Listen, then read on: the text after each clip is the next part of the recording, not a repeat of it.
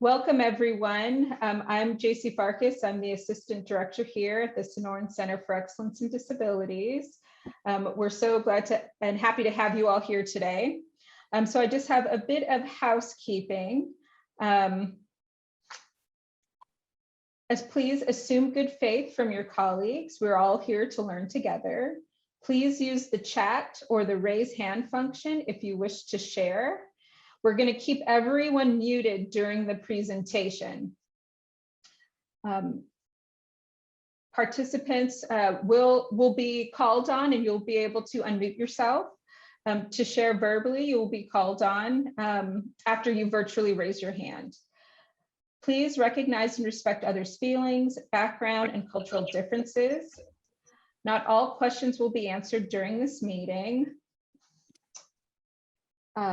But however, please, we're going to keep track of all questions in the chat, and you can reach out to us with any questions you may have following today's session if we don't get to your question.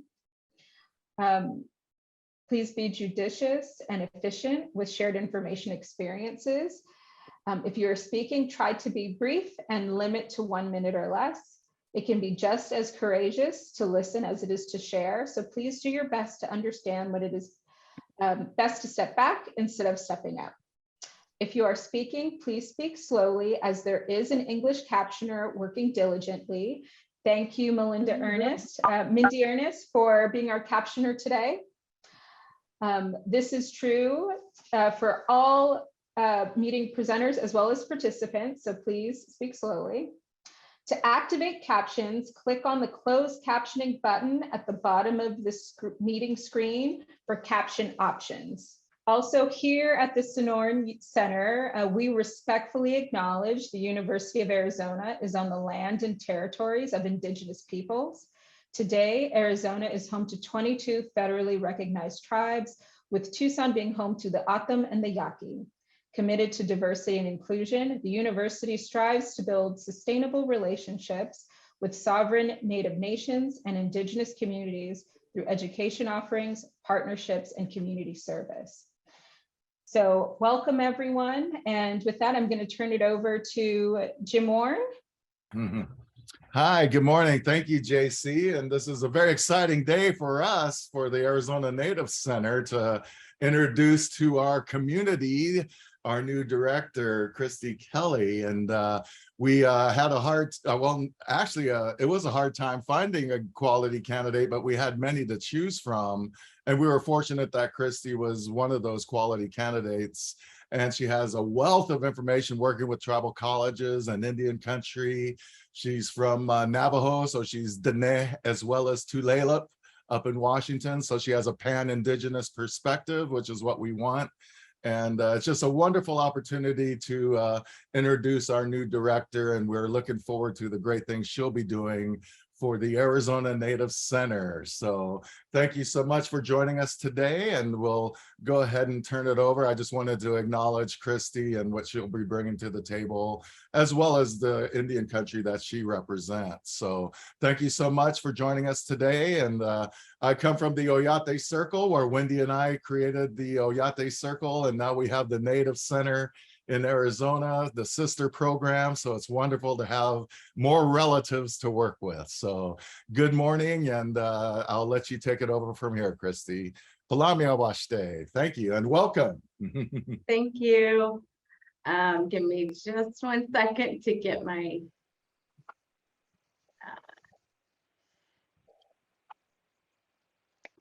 my PowerPoint up.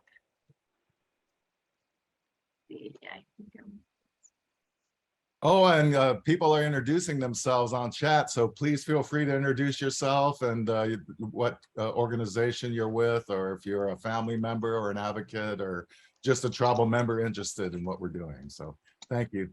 This is one of the very first times I'm ever doing a Zoom presentation. I think I might have done one at the beginning of the pandemic, but it's definitely a learning curve for me. So I appreciate your patience.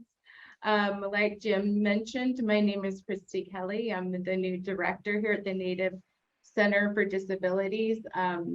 And before I start talking about the center, I want to share a little bit about me and my family and my background.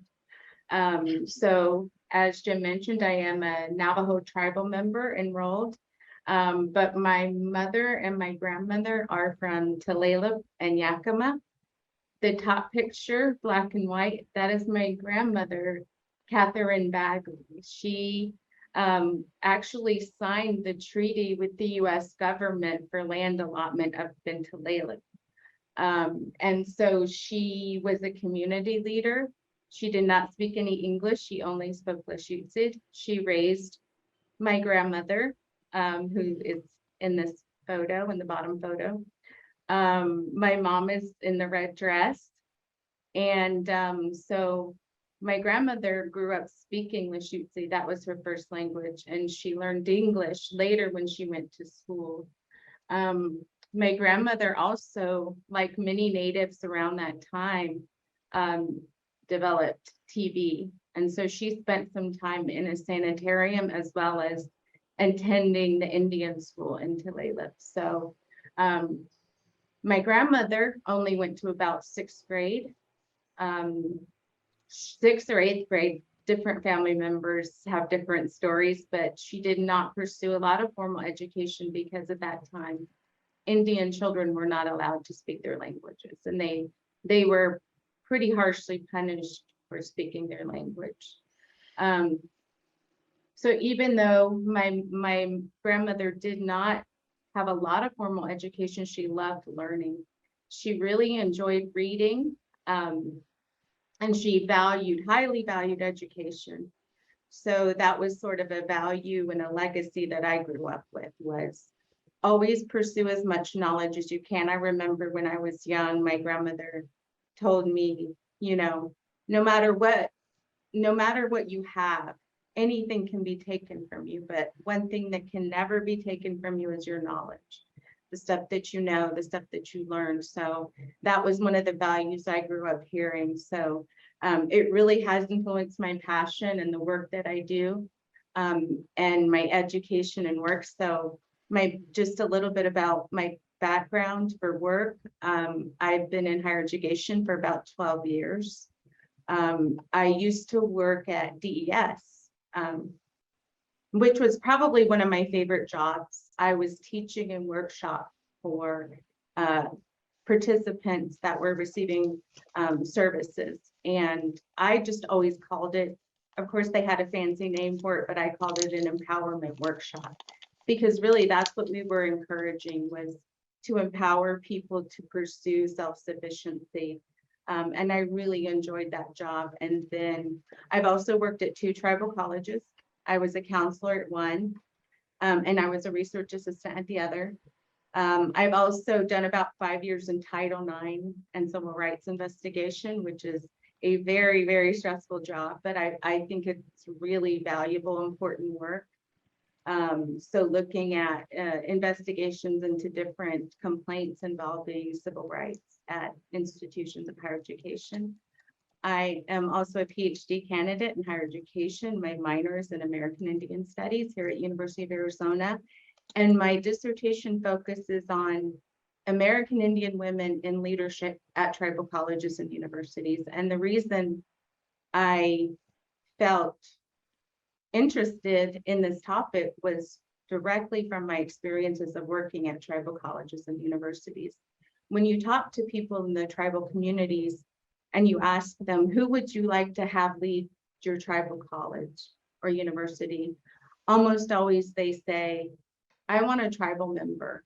And the data, the research shows that American Indian women are getting degrees at a higher rate than men, but we're not seeing those leadership roles being filled by women like we would expect. So that's got me thinking critically, why is this happening? Why aren't we seeing women in leadership positions more at all levels of tribes? And especially because I also thought of it too, because these women in my family are very strong women who were leaders in their community. And so I was raised by a strong Native woman to believe that I could do whatever I wanted and go wherever I wanted, and to always trust my intuition. But I also do identify as someone with a disability. That has been a very interesting journey as far as finding out about being diagnosed with a disability. And I think a lot of people forget that when we talk about disability, this includes mental health. This includes mental illness. And so due to a lot of reasons, I think it's something that's very, very prevalent in the communities, and it's something that we should be talking about more openly. So moving along. So this is just a short overview about what this presentation is going to go over: who we are as tribal, indigenous, Native people, our history and our history with disabilities, developing a model for decolonizing disability, building bridges. Then I want to talk about refining the model that I've been working on, the importance of tribal community feedback, and education and training and outreach as part of what I'm hoping I can accomplish, and what we can work together as a community to build the Native Center for Disability. And since I told everyone about me, I want to know more about you, because like I was saying, and I'm going to keep coming back to this, I need your feedback.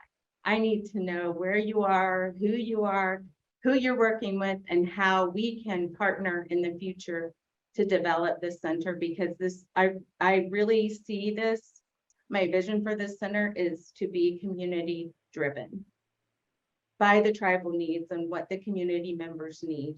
So we have a little poll. It's going to come up in the chat. So if you could please take a few minutes and complete that.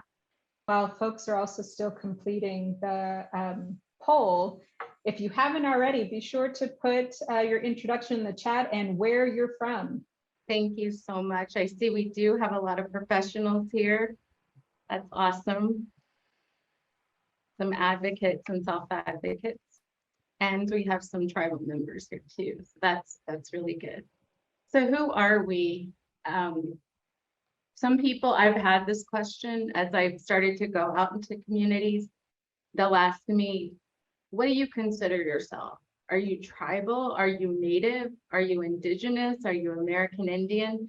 And I've heard all of them. And I think there's no one correct answer for everyone. I think the best way, if you're working with tribal communities, the best thing to do is to ask people what they prefer. So, and it can depend on where they're located and what their tribal affiliation is.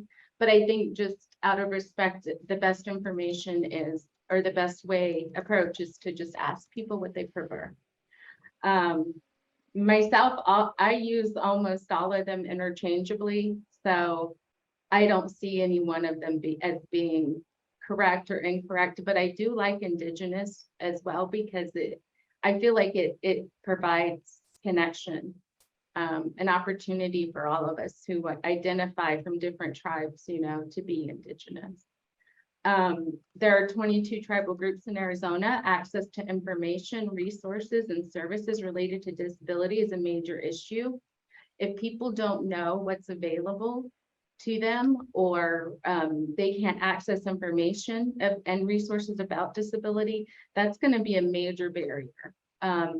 And even if you live in an urban area or close to a city, you may not have access to that information. So I do review all the feedback we get, and even previous feedback from, so if you attended a webinar and you've done an evaluation, or you've had conversations with people that's been shared with the Sonoran, you said, I've been looking at all of that information because, as I mentioned, I want this program to be guided by feedback from the communities.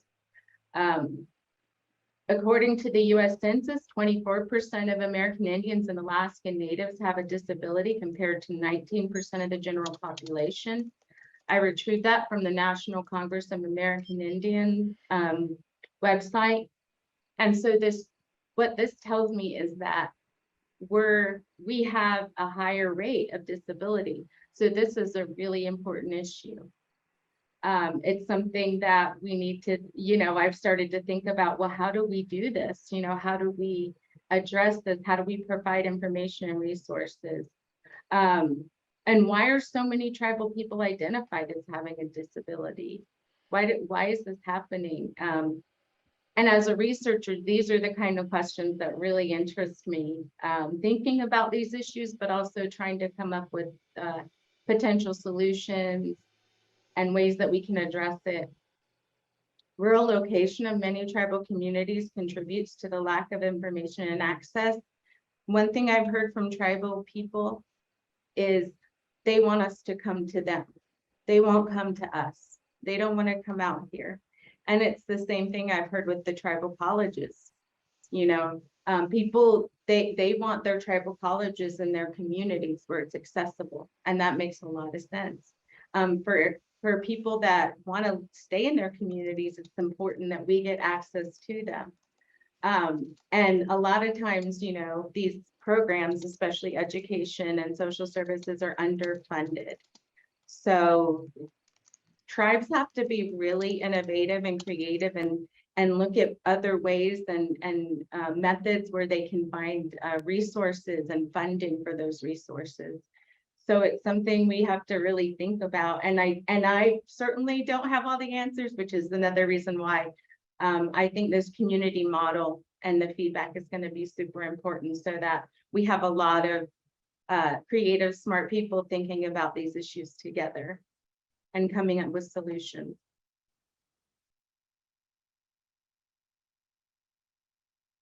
When you look at tribal people, indigenous people, native people, we need to have it situated properly in the historical context. So the reality is tribal people have endured a history of colonization, and that history impacts current social structures, ways of being, and ways of doing for tribal people. So how did we end up here? Throughout my degree and the programs of my minor, I've read a lot about colonization. And one of the best explanations of what colonization means is Brayboy. He said, by colonization, I mean that European American thought, knowledge, and power structures dominate present day society in the United States. And so it wasn't just that these things dominated, it was that traditional and cultural ways had to be removed as well. I mentioned my grandmother attending an Indian school and the children being punished for speaking their languages. And that was purposeful. And also she was in a sanitarium. So this separation of families really impacted the way knowledge was shared or not shared. So I don't speak Lushootseed. My mother doesn't speak Lushootseed. My grandmother's, still spoke it, but it was difficult for a lot of people to hold on to their languages. I watched recently on YouTube a presentation by a scholar named Hillary Weaver, and she's a tribal individual who does work with disability. And she was talking about intergenerational trauma, mental health, mental illness, and those issues as related to disability. Like I mentioned, sometimes we forget those are elements of disability as well. And she talked about these high rates of disability diagnosis in tribal communities. And she said, well, there's other risk factors associated like poverty. There's also implicit bias within the tests. So who are the tests designed for? And do they take into account cultural ways of being and doing? Usually, probably not. And then you can even have bias in the people administering the tests and how the tests are administered in the scales and the people who are assigning those labels of disability. So what do we do? How do we address disability in tribal communities? This is what I've been thinking a lot of. And going back to some of the research I've been doing for my dissertation, I really like this. According to Fellner, decolonizing is a verb. It is an active, intentional, moment-to-moment process that involves critically undoing colonial ways of knowing, being, and doing while privileging and embodying Indigenous ways of knowing, being, and doing. So I like that element of it being an active and ongoing. It's not one thing that we accomplish in a day or week or a year even. This is an ongoing process of where we're trying to reclaim our Indigenous ways of knowing, being, and doing. So I started to think of, what does this look like? What does the decolonized disability model? So in higher education, we are always looking for theoretical frameworks, conceptual frameworks, and models, because it helps us think about things in a more clear way. So during my dissertation research, I found this really wonderful model by Portman and Garrett, and it's a American Indian women's leadership model. And they talk about this in terms of cultural relational theory, which centers culture. So when they started to look at models of leadership for American Indian women, they started to realize there were a lot of similarities about, even if you look at different tribes, there's a lot of similarities. So the 4 elements that they talk about are collectivism, collaboration, compassion, and courage. And as I started to think about these things, for me, I like to simplify things. I'm a visual person, but I also like to simplify things. So when I started to read about collectivism, I'm like, what does that mean?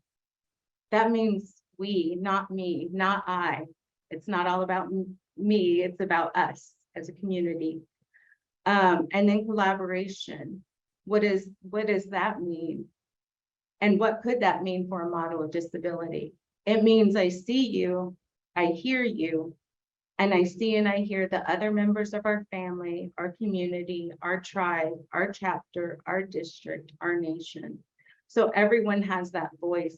I don't need to be the leader alone. I would much prefer to lead as a group and to have input from people. And then this element of compassion, we are all in this together. And this really has to do with empathy. All living beings, not just people, but animals, the earth, our survival is interconnected and we depend on each other. So having compassion for every member of your community, and then courage. We are stronger, braver, and better together. And I will show you and teach you what I know, and you can teach me what you know and show me what you know. As I mentioned, I know I don't have all the best ideas, and we're much better together sharing ideas. So, and I do think back to my grandmother again, because even though she didn't have that formal education, she was one of the smartest people, you know, and was a pillar of the community. So, and for us as tribal people, we value our elders, we value our medicine people. They may not have a lot of formal education. Sometimes they do, sometimes they don't. But what matters is they hold our history, they hold our knowledge. So that's really important too. JC, do we have the clip? Yes, I'll bring it up now. Okay, thank you. It was a shock. It was a big shock to change cultures and see how the other world lived, you know. It just seemed like the other culture was always me, you know. And with us, it was never just me, it was us. You. Never me, but you and you. And I'll do it for you. This is for you. But and the other, you know, in another culture, it's all me, mine. I'm number one. So that was kind of hard for me to adjust to. Okay, and then you said you got married when you were 17? Mm-hmm. How many children do you have? 6. 6 Well, children. we had 6. One of our boys died in 92. Well, I don't know if he died or not, but he and some friends went fishing and they never came back. So he's been missing and presumed dead. So, but we have 5. Well, my dad retired. We moved to Alaska, and we were living up in Alaska. We'd been there for a couple of years. In the meantime, That was my grandmother. Tulalip created a history series so they could capture the words of elders. My grandmother passed away in 2000, but that video I saw for the first time this past week, and I really love what she says in there about this isn't about me. You know, this isn't about I'm not the center. And those are the values that I grew up with, and the values that she taught me and my mom are really important as tribal people. So my grandmother is from Tulalip, like I said, and that's a potlatch culture. It's a culture where the values of the people are shown by what you can give away. So when she passed away in 2000, we had a 3-day ceremony, which ended with a giveaway. So at the giveaway, you give away as much as you can. The family, it's up to the family to collect things, and every person that comes to this ceremony should walk away with their arms full of gifts. And that's how we show respect for my grandmother and show our love for her, was to give away. So these potlatch cultures were very much about that collectivism, collaboration, and compassion. So really, that's where the foundations of my model for decolonizing disability come from. So like I said earlier, I'm a very visual person. I need to see things. I need to see things visually in order for them to make sense to me, to sort of become more real. And so this is a visual model of how I started to think about disability and how we can start to decolonize disability. What is this? What does it mean? Well, as an individual with a disability, I'm in the center of all these circles. And idealistically, in an ideal world, I would have my immediate family around me to support me and protect me and help me. And then on the next circle, I would have my extended family, my cousins, my aunts, my uncles. And on the next circle, I would have my tribal community, maybe the people that live close to me. And traditionally, for my grandmother's people, that would have been the people who shared our longhouse with us, because the longhouses had several families. Then even more outside of that, larger context, I would have my tribal chapter, my district, my band, people around me. And then I would have my tribal nation and the next circle. And that big circle on the outside, I would have intertribal, Native and Indigenous people, because we did communicate, we did travel, we did talk, we did share with other tribal people. So for me, decolonizing disability would be rebuilding these circles of support. And if we have an individual in the center that has a disability, how do we reestablish these circles of support? How do we rebuild these for that individual so that we're not having every, when you do have people in a family that have a disability, it impacts everyone, not just the individual in the circle in the middle. It impacts everyone.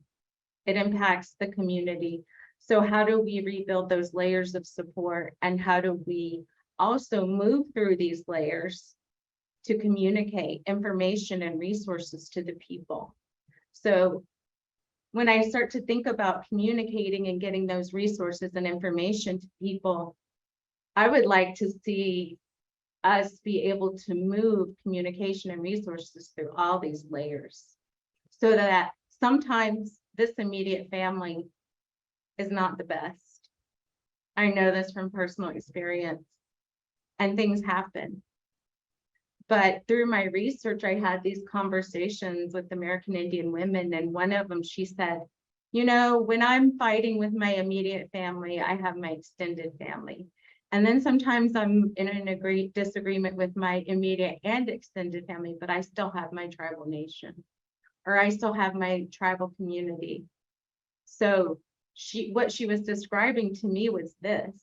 She had these layers of support that she could rely on and depend on. And due to colonization, some of these have been broken. And so I like to think of this as rebuilding these circles of support. So what are some other ways we can do that?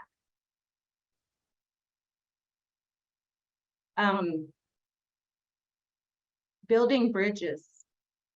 So I started to think back on this because back in 2018, I believe it was, I was a diversity scholar with the Sonoran USAID. So I was working at one of the tribal colleges as a counselor, and I was responsible for building disability services for the students.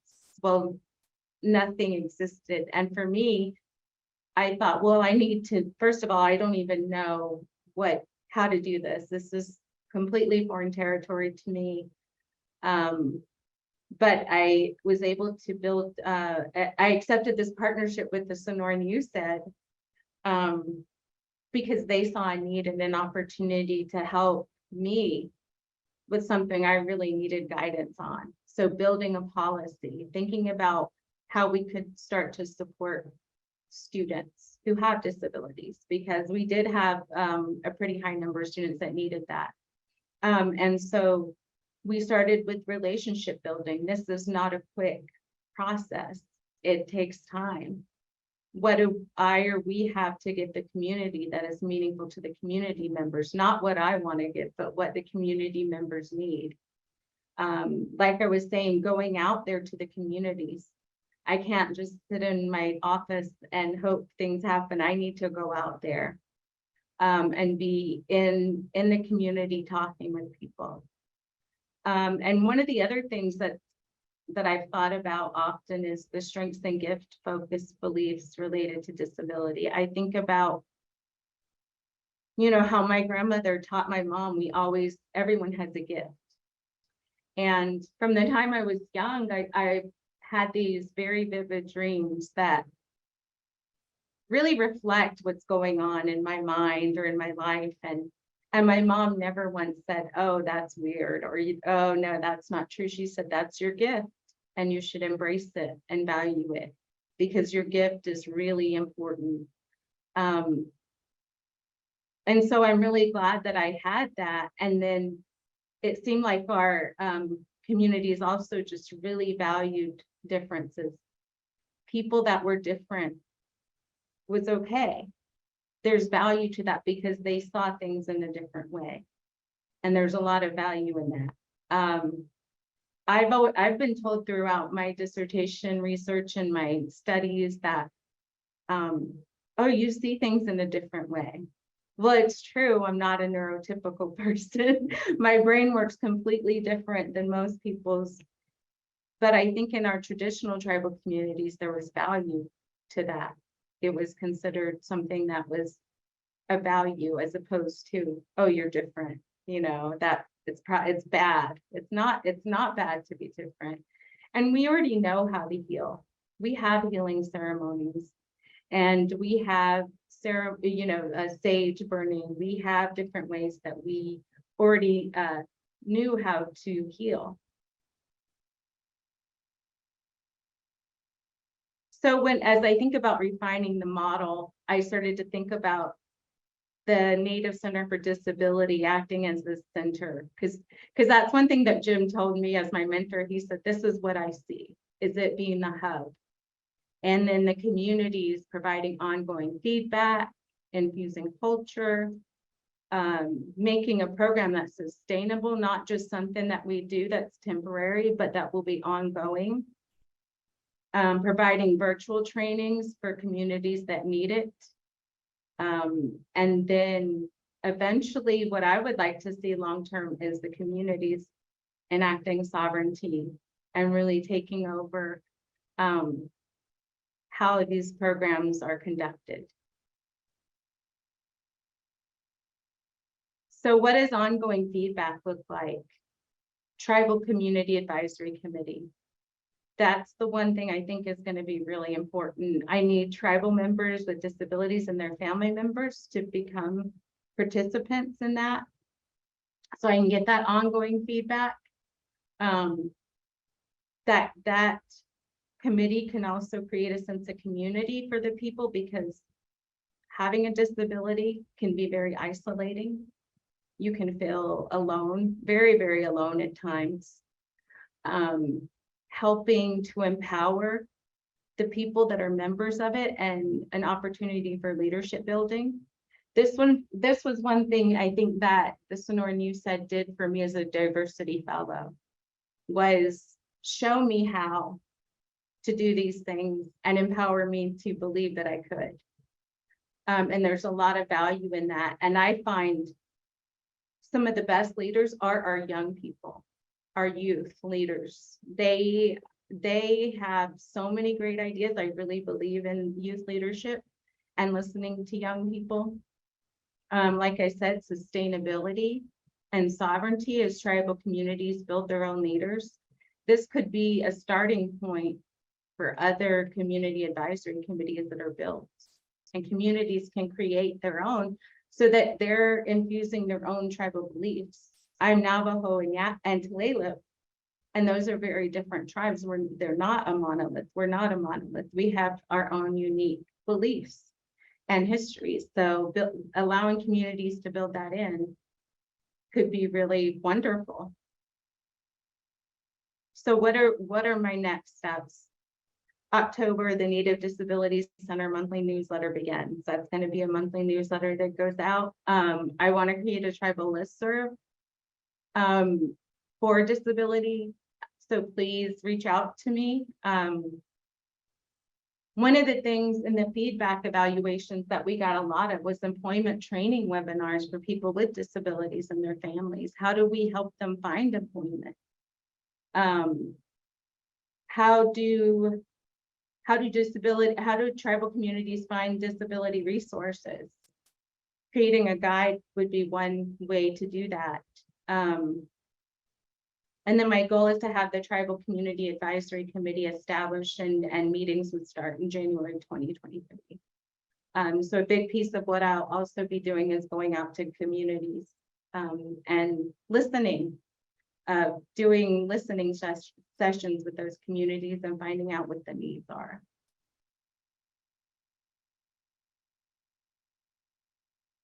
This is my contact information. I know that some people may not feel comfortable speaking out in a webinar or in front of other people, but you can always email me. That's probably the best way to get a hold of me.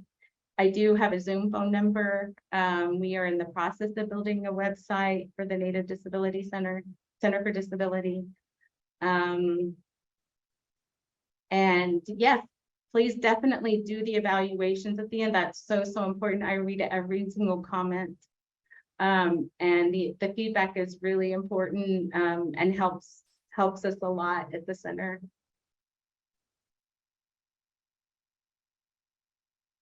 And then if you do feel comfortable, I would love to get any feedback anyone wants to share right now. What you see as barriers, what you think could help improve access to disability resources. And any other information you want to share, would really appreciate it. And any questions you may have. While folks might be thinking of questions, Christie, we do have a couple in the chat that I can share. So Daryl asked, do you know if there are many persons with disabilities serving as community leaders? How can we increase their participation as decision makers, leaders? Are students with disabilities being mentored in this direction? We do have some youth leaders and mentors, but this definitely is something that needs to be built up. So we do have Finds Their Way program. And I think are most of those individuals in Phoenix right now, I think. But that's definitely something I would like to do and build up as, you know, this program develops over time.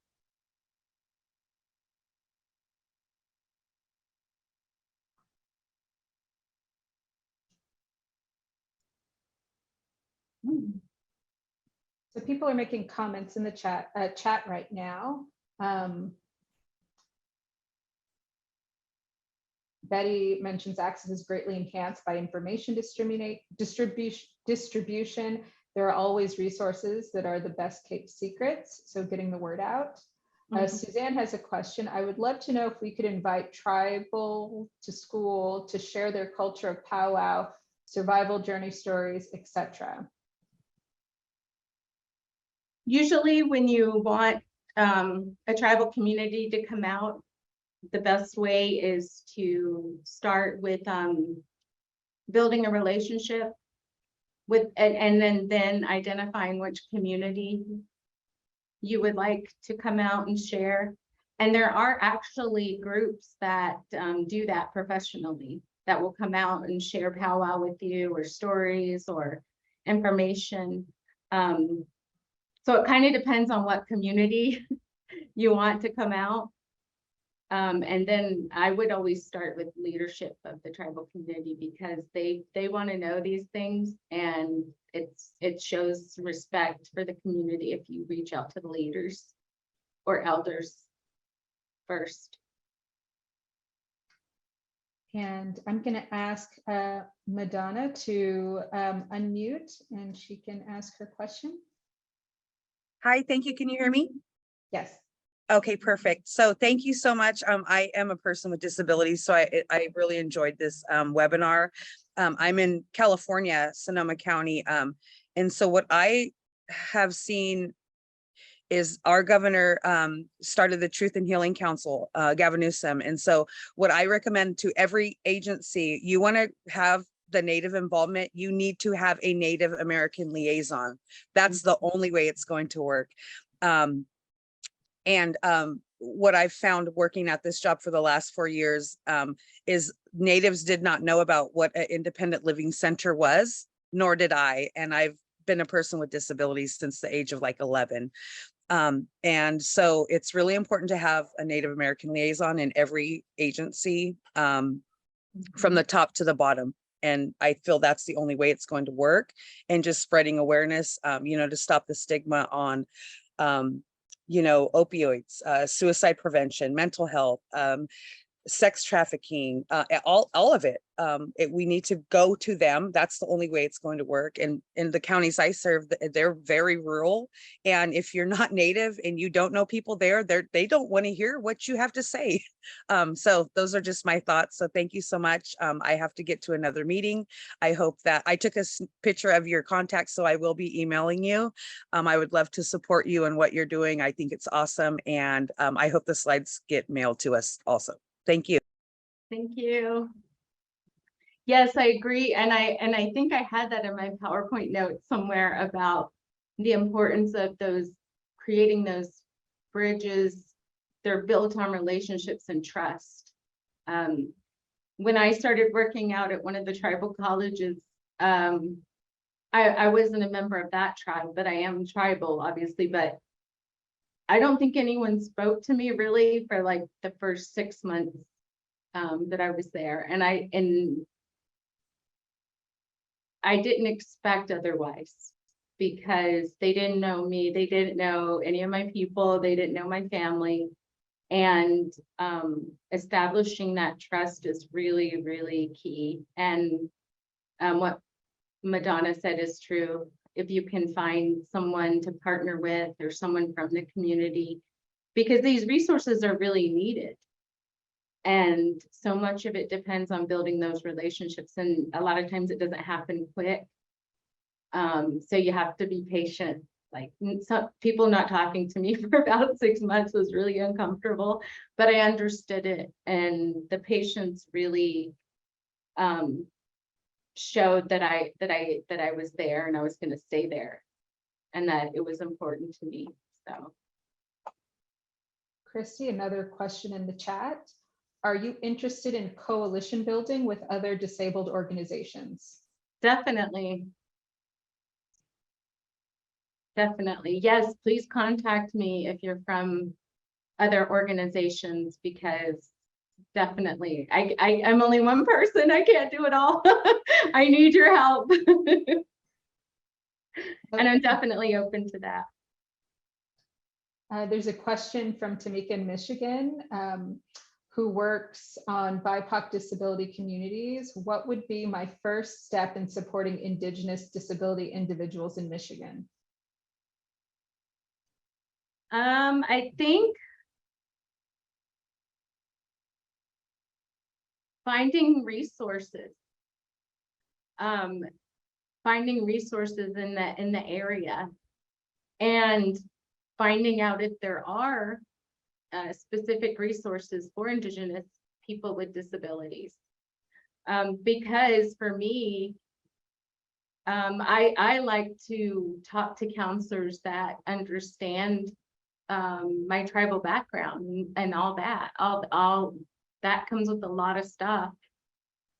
So I want to talk to someone who I don't have to explain, you know, everything to them, that my family is kind of disconnected, that I didn't grow up on my, you know, traditional tribal lands for lots of reasons and these different things. So I think if you can find those resources, I think it's important. And then asking people what they want, that's the main thing. Finding out what they need, not assuming we know what's best for them, but finding out what they want and need. And let's see, there's a question about whether there are MOUs between state VR offices that serve the same areas as tribal VR offices. There are many opportunities for collaboration.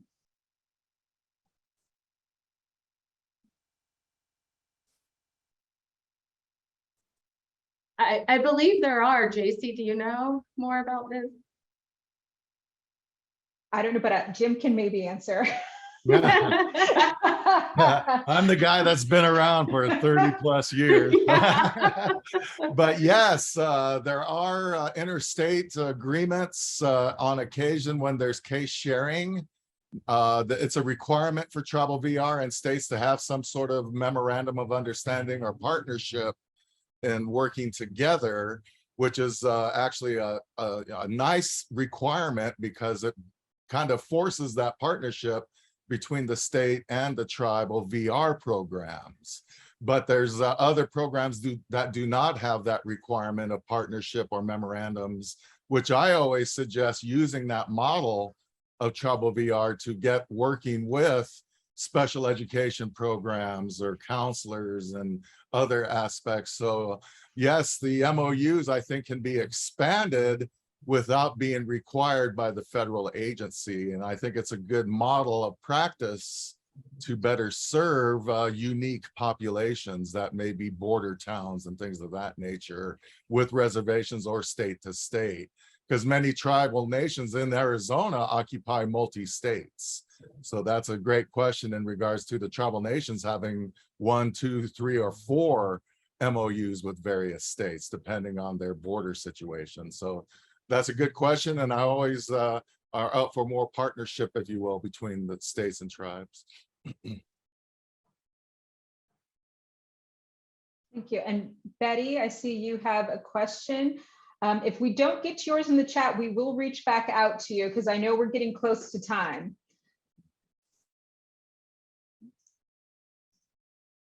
Go ahead, Betty.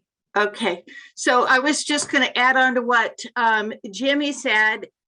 I do work for vocational rehabilitation with state VR, and we gladly partner with our tribal VR partners all the time, and we offer services to supplement what the tribal VR partners can't provide, so we can have co-cases.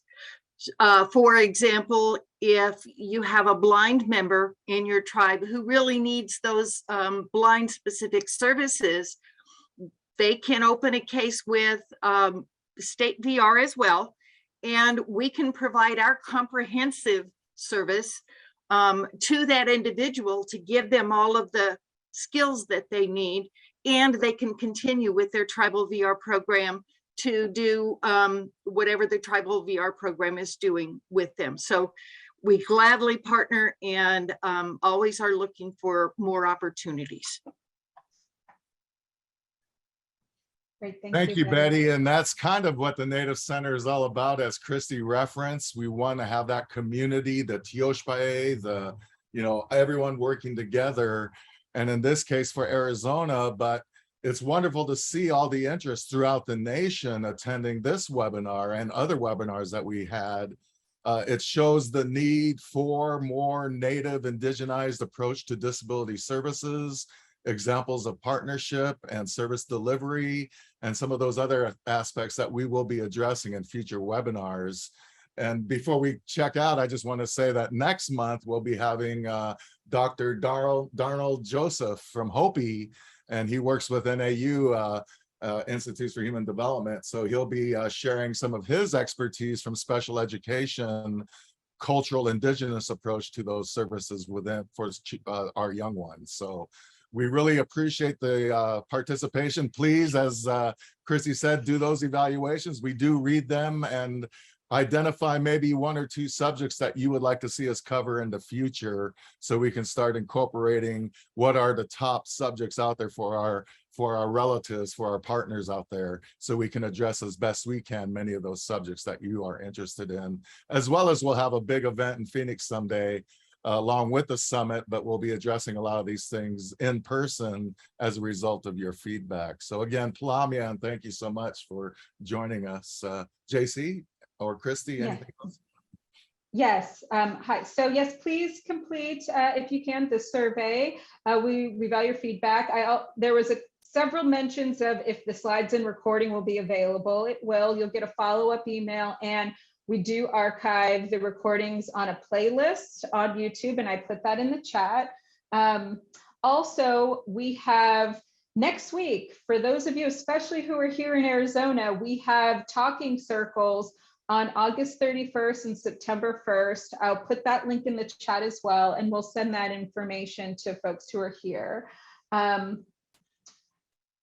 And we'll have information going out soon about the September webinar next in the series. And we would like to thank the Arizona Developmental Disabilities Planning Council. This webinar series is possible through funding support from the council. And so we look forward to you also joining us on September 20th. As Jim mentioned, it's Dr. Daryl Joseph. He's an assistant professor at Northern Arizona University, Department of Educational Specialties. Let's see, Freddie Miller, it looks like you have a question before we close out.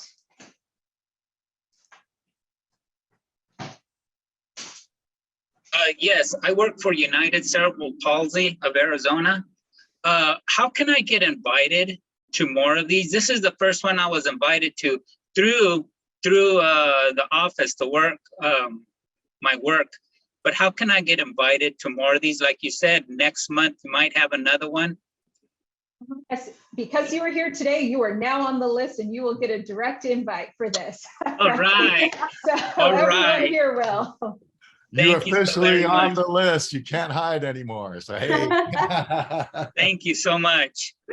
And thank you, and welcome to our circle.